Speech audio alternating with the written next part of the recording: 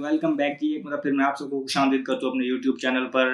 पाकिस्तान ने अपना squad announce कर दिया है। बांग्लादेश के खिलाफ जो टेस्ट सीरीज हम खेलेंगे होम में उसका, और उसके साथ शाहीन्स का भी जो है ना स्क्वाड अनाउंस कर दिया है। जो शाहीन्स खेलेंगे बांग्लादेश ए के अगेंस्ट, जो रेड बॉल का पहला टेस्ट मैच जो उनका होगा 4 डे मैच होगा, जो उसका अनाउंस किया है। उसके भी रीजन है, वो भी आपको बताते हैं। और पाकिस्तान ने अपना जो स्क्वाड अनाउंस किया, ऑब्वियसली वो WTC का ऐसा है, और हम जानते हैं कि WTC के मैचेस की क्या अहमियत है। तो वो स्क्वाड अनाउंस हो गया, उस पर बात करेंगे। अब यहाँ पर हम बात करेंगे सबसे पहले जो इंक्लूजन हुई हैं कुछ, जिस तरह मोहम्मद हुरैरा को मेडन कॉल हुई है, और ये बल्कि इससे पहले श्रीलंका वाले टूर का एक हिस्सा थे, खेल नहीं पाए थे, तो वो भी शामिल हुए हैं स्क्वाड में। इसके अलावा अगर हम बात करें, कामरान गुलाम आए हैं, देखें इस मरतबा उनको चांस मिलता है कि नहीं। नसीम शाह का कमबैक हो रहा है, ऑब्वियसली एक फ्रंट लाइन चॉइस होते हैं वो पाकिस्तान के लिए, और इंजर्ड थे जिसकी वजह से ऑस्ट्रेलिया के टूर पर नहीं जा पाए थे। अब इंजरी के बाद उन्होंने हमने देखा है कि कमबैक किया है, T20 वर्ल्ड कप वो खेले हैं। इसके अलावा भी अभी वो हमें खेलते हुए नजर आ रहे हैं, प्रैक्टिस करते हुए रेगुलरली नजर आ रहे हैं, उनकी क्लिप्स आप देख रहे होंगे।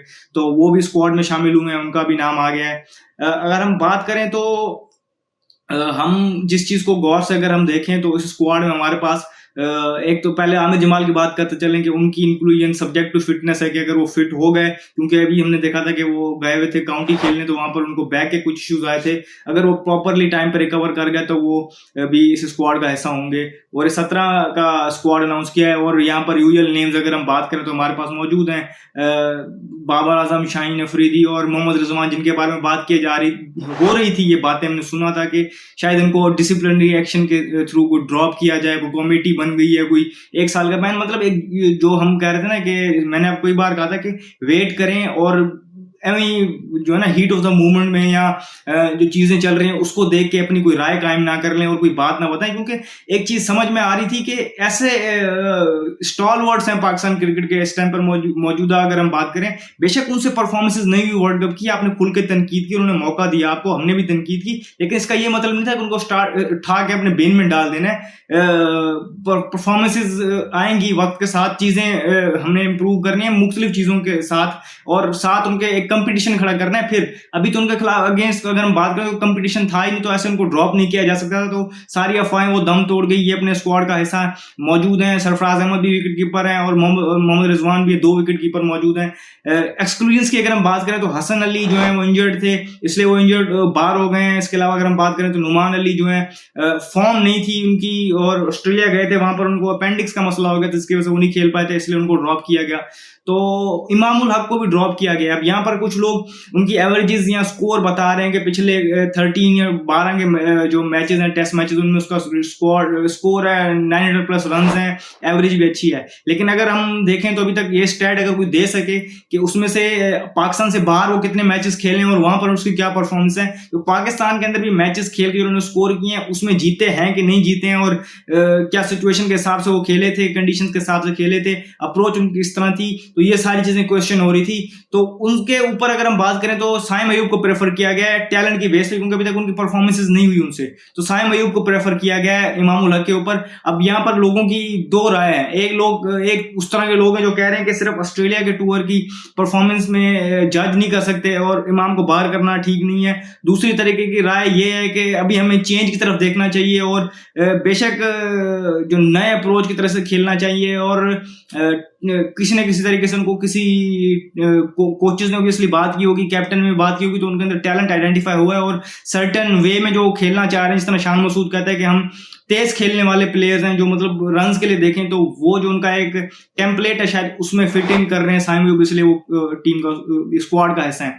और अब्दुल्ला शफीक हमारे पास एक रेगुलर ओपनर ऑलरेडी मौजूद है, तो उनके साथ अब देखना पड़ेगा कि मोहम्मद हुरैरा को चांस मिलता है या साइम अयूब को, तो ये भी देखना होगा। क्योंकि ये अब दूसरा मैंने आपको कहा कि शाहीन्स का स्क्वाड भी अनाउंस हो गया है, वहां पर साउथ शकील को कैप्टनसी दी गई है। और यहाँ पर इंपॉर्टेंट अनाउंसमेंट ये भी है कि पाकिस्तान ने टेस्ट का अपना जो वाइस कैप्टन साउथ शकील को अनाउंस किया। ये भी अच्छा है कि फ्यूचर के लिए, और अल्लाह करे इस चीज को ऐसे ही देखा जाए कि उसको यहाँ से डेवलप करते जाएं, और वाइस कैप्टन ही बांध जाए कैप्टन बने, कोई और ड्रामेटिक्स इसमें चीजें ना हो जो पाकिस्तान में होती हैं। अगर इस तरह से है तो ये अच्छी चीज है। तो शाहीन्स का उसको कैप्टन बना दिया गया, सिर्फ पहला जो 4 डे मैच होगा वहां पर, और वहां पर 7-8 लड़के जिस तरह नसीम शाह है, मोहम्मद अली हैं, और मीर हमजा है, ये वहां पर खेलेंगे। अगर हम बात करें तो सरफराज भी वहाँ पर ऐसा है, मोहम्मद हुरैरा भी और कामरान गुलाम, ये सारे वहाँ पर खेलेंगे और उस मैच में मतलब एक उनके लिए एक प्रैक्टिस मैच ही होगा ताकि वो रिदम में आ सकें और वहाँ पर चेक क्योंकि ये 8 खिलाड़ी वहाँ पर होंगे। उसके बाद सेकंड का जो है वो स्क्वाड बाद में अनाउंस होगा।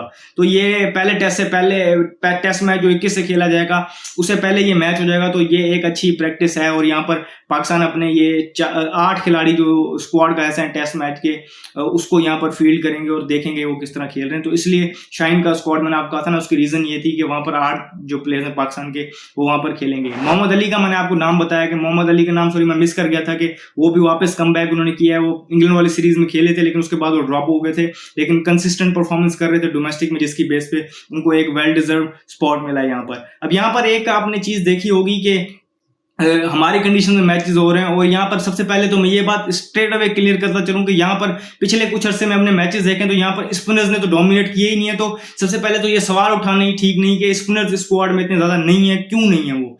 तो ये सवाल का जवाब मैं आपको देता चलूं तो स्पिनर्स ने कुछ ज्यादा विकेटें ली नहीं, सपाट विकेटें थी, मतलब फ्लैट विकेटें थी, तो उस पर स्पिनर्स ने भी क्या ही कर लेना था। लेकिन एक लोग ये बात कर रहे हैं और नजर भी आ रहा है क्योंकि जेसन गिलेस्पी हैं जो वो हैं ऑस्ट्रेलियन है, और उसके अलावा भी हाई परफॉर्मेंस से कोच उन्होंने नॉमिनेट किया है, अभी मेरा माइंड में उसका नाम नहीं है, वो भी ऑस्ट्रेलियन है। इसके अलावा जो क्यूरेटर आए हैं जो हमने हायर किए हैं वो भी ऑस्ट्रेलियन है। तो कहीं ना कहीं और अपोनेंट्स को भी देखें तो बांग्लादेश को लास्ट टाइम हमने पेस पे पकड़ा था, वही सीरीज है जहां पर नसीम शाह ने हैट्रिक की थी। तो कहीं ना कहीं जो वो पेस सेंट्रिक स्क्वाड है, क्योंकि हमें यहाँ पर फ्रंट लाइन सिर्फ एक स्पिनर नजर आ रहा है, वो है अबरार अहमद। इसके अलावा कोई हमारे पास फ्रंट लाइन स्पिनर नहीं है। आगा सलमान है, बॉलिंग कर लेता है, अच्छी खासी कर लेता है, लेकिन ऑलराउंडर्स की सूरत में आता है। कामरान गुलाम और सऊद शकील भी कहीं ना कहीं अगर हम बात करें तो वो बॉलिंग कर सकते हैं, लेकिन फ्रंट लाइन स्पिनर हमारे पास यहाँ पर अबरार मौजूद है, इसके अलावा कोई नहीं है। बाकी हमारे पास 6 से 8 जो हमारे पास फास्ट बॉलिंग ऑप्शंस हैं। तो ये हमें ऑस्ट्रेलियन फ्लेयर नजर आ रहा है। लेकिन इसके अलावा अगर इंपॉर्टेंट है कि अगर हमें पेसर सिलेक्ट किए हैं तो हमें जो क्यूरेटर आए हैं, पहली इस चीज को मैं इस तरह ले रहा हूँ कि मैं कोई ज्यादा पॉजिटिव नहीं हूँ कि एकदम से वो पिचेस इतनी चेंज हो गई, लेकिन किसी हद तक अगर हम बात करें, स्पेशली जो पिंडी वाला टेस्ट है वहां पर घास छोड़ दी जाए और पेसर्स को सपोर्ट मिले, क्योंकि वरना पेसर्स इस गर्मी में, अगस्त की गर्मी में, पहले कभी सीरीज नहीं हुई अगस्त में टेस्ट सीरीज, वो स्पेशली टेस्ट और हमारे लिए वो टेस्टिंग होता है। तो पेसर्स को कहीं ना कहीं तकलीफ में ना दें, उन्हें वो कंडीशंस दें और अपने बैटर्स को भी ट्रस्ट करें और पेसर्स को ट्रस्ट करें कि वो आपको मैच जिता दें। तो अल्लाह करे ये हो जाए इस तरह, वरना कोई चीज समझ नहीं आती कि एक स्पिनर और 6 पेसर्स वाला ये जो है ना थीसिस समझ नहीं आ रहा। अल्लाह करे ये इसी तरह के पेसर्स को मिले। अब जिस तरह मैंने आपको बता दिया कि चीज़ा नुका दिए थे कि कुछ प्लेयर्स ने कमबैक किया, कुछ ड्रॉप हुए हैं, तो इस पे आपकी अपनी क्या राय है वो कमेंट सेक्शन में बताएं। मजीद अगर कोई डेवलपमेंट होगी इस बारे में वो आपको जरूर बताएंगे। इस वीडियो में फिर वक्त इतना ही, मुझे दीजिए इजाजत, शुक्रिया, अल्लाह हाफिज।